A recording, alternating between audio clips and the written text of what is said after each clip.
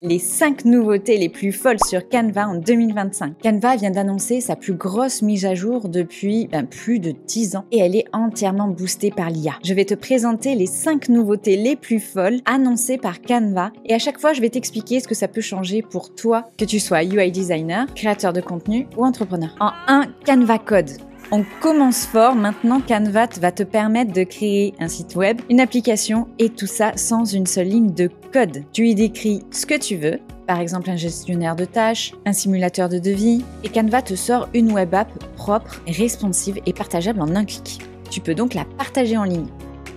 Avant ça, tu peux très bien ajuster les couleurs par rapport à ton branding, etc. C'est parfait pour les freelances, les créateurs de contenu, ou encore pour faire un MVP rapide. C'est quoi un MVP? Un MVP signifie Minimum Value Product, ou en français, produit minimum viable. En fait, c'est une version simplifiée d'un produit, ou alors d'une app ou d'un site internet, qui contient juste quelques fonctionnalités. En tout cas, les essentiels. Ça sert à quoi? Ça te permet de tester en fait une idée rapidement auprès d'un public. C'est pour ça que je trouve que c'est une vraie porte d'entrée, du coup, pour tester avant même de l'envoyer à un dev. Mais après, j'ai hâte de voir jusqu'où on va pouvoir personnaliser une fois qu'on a ce site ou cette application web qui est générée. En 2, Magic Media. Une deuxième pépite. Magic Media va te permettre de générer des visuels comme Midjourney et DALL-E à partir d'un simple texte. Mais la différence, c'est que tu utilises directement dans Canva. Tu écris un prompt, tu choisis un style et il te propose un visuel que tu peux ensuite éditer et ajuster grâce aux autres fonctionnalités de Canva. Ça va être utile pour tes posts Insta ou encore LinkedIn, pour les mock-up produits.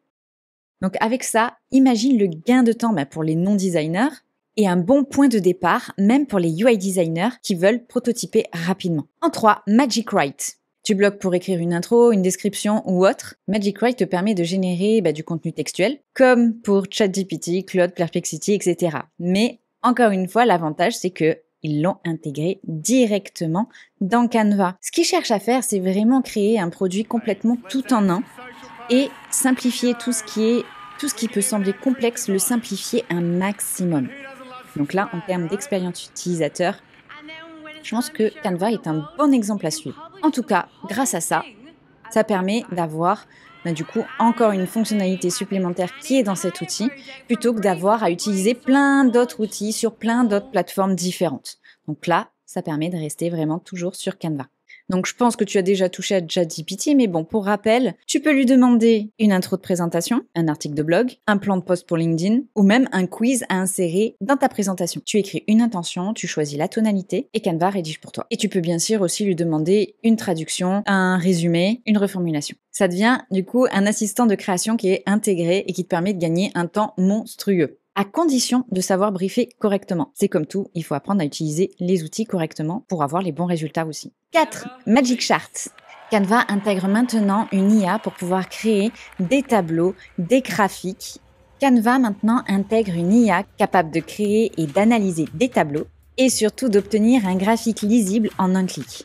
C'est-à-dire que tu vas pouvoir interagir avec les données que tu vas rentrer dans ton tableau, les traduire, les filtrer, les trier, tout ça avec des glissés-déposés. Ça a l'air plutôt simple à utiliser. Par exemple, tu lui dis « Fais-moi un tableau de suivi de mes commandes et un graphique des ventes ». Du coup, Canva, il génère tout. Tu choisis ton style graphique et tu peux même interagir avec les données. À partir justement de ces données, tu peux créer des statistiques et des designs exploitables. Un truc énorme aussi par rapport à ces tableaux, c'est la fameuse formule magique. En fonction de là où tu te places au niveau des cellules, il va te faire des propositions de calcul. Donc en gros, avant, quand tu étais sur un Google Sheet, quand tu es sur un tableau Excel, et tu devais apprendre toutes les formules, savoir les utiliser dans un tableau. Là, maintenant, même si tu n'as pas cette connaissance-là, grâce aux formules magiques, apparemment, il va te faire des propositions de calcul, et comme ça, tu vas pouvoir créer tes tableaux, je pense, poussés grâce à ça. Donc là, on voit un concurrent énorme par rapport à Google Sheet. Donc, ils appellent ça aussi Canva Sheet. 5 slides IA.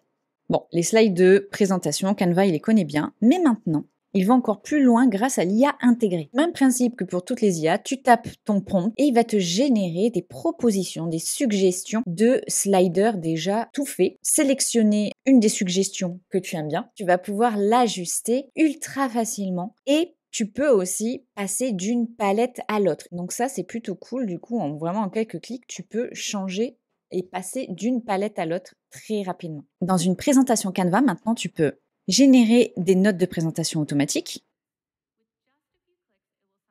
Tu peux aussi traduire toute ta présentation ou alors quelques slides dans une autre langue, toujours en un clic. Tu peux aussi résumer une slide ou lui demander une version plus claire. Le truc énorme, c'est que tu vas pouvoir créer un quiz à partir de ton contenu. Donc, par exemple, quand tu crées toutes tes formations, là, tu es sur un module, donc une présentation d'un de tes modules, et bien tu peux générer un quiz automatiquement sur Canva.